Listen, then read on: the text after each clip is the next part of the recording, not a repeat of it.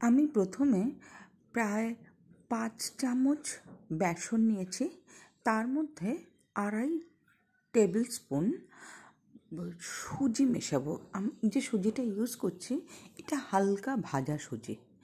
তার সাথে নিয়ে নিলাম স্বাদ মতো নুন, অল্প একটু হলুদ, আজওয়াইন আর কালো জিরে। এটাকে খুব ভালো করে মিশিয়ে নেব। মিশিয়ে নেওয়ার পর এতে জল দিয়ে অল্প অল্প এটা একটা ব্যাটার তৈরি করব।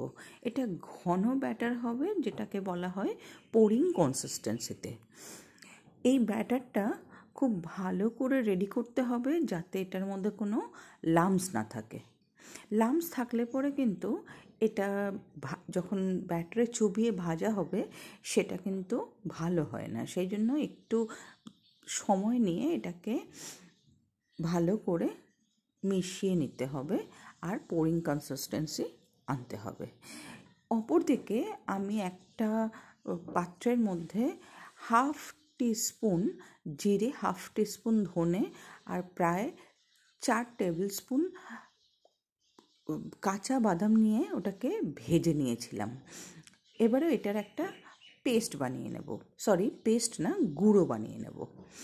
অন্যদিকে আমি যে ওই বড় বড় লঙ্কাগুলো পাওয়া যায়, সেই লঙ্কাগুলোর ভেতরের যে বীজগুলো হয় সেগুলোকে সরিয়ে নিচ্ছি মাঝখান থেকে চিরে। তারপর আমি এটার মধ্যে পুরটাকে ভরবো। তো পুরটা রেডি করার জন্য যেটা করতে হবে সেটা একটু পরে দেখাচ্ছি। আগে দেখিয়ে দিলাম কিভাবে লঙ্কার বীজগুলোকে আমরা সরাবো।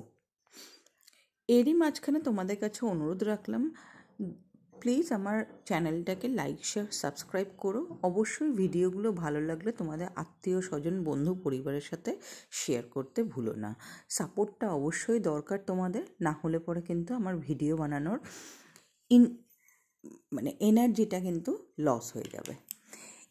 অপরদিকে আমি একটা কড়াই নিয়েছি। কড়াইতে 1.5 টেবিল স্পুন সাদা তেল গরম করে তার মধ্যে 1/2 পেঁয়াজ নিয়েছি। পেঁয়াজটাকে খুব ভালো করে ভাজবো। পেঁয়াজটা একটু লাল লাল হয়ে গেলে পরে এর মধ্যে স্বাদ মতন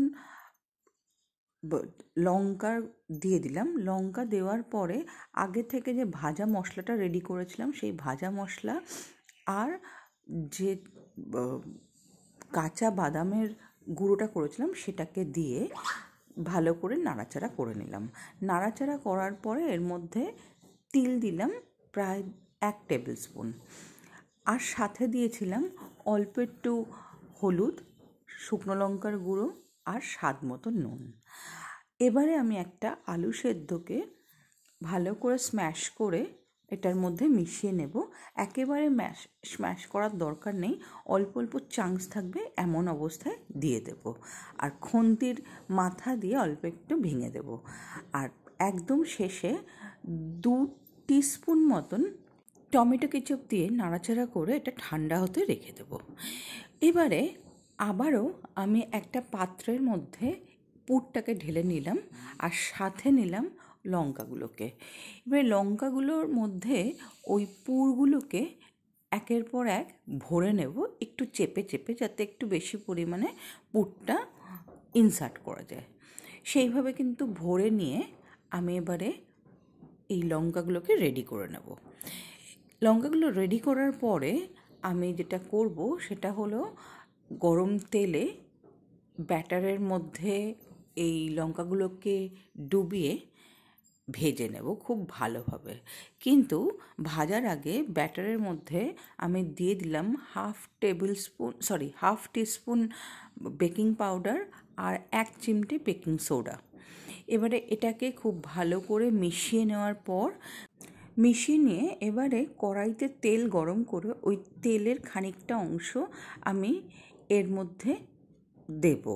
খানিকটা বলতে 2 থেকে 3 টেবিল স্পুন মতন দিয়ে আবারও ব্যাটারটাকে খুব ভালো করে নাড়াচাড়া করে নিয়ে তারপরে আমি ওই লঙ্কাগুলো আগে থেকে যেগুলো রেডি করেছিলাম সেগুলোকে ডিপ করে গরম তেলে খুব ভালোভাবে লাল লাল করে ভেজে নেব।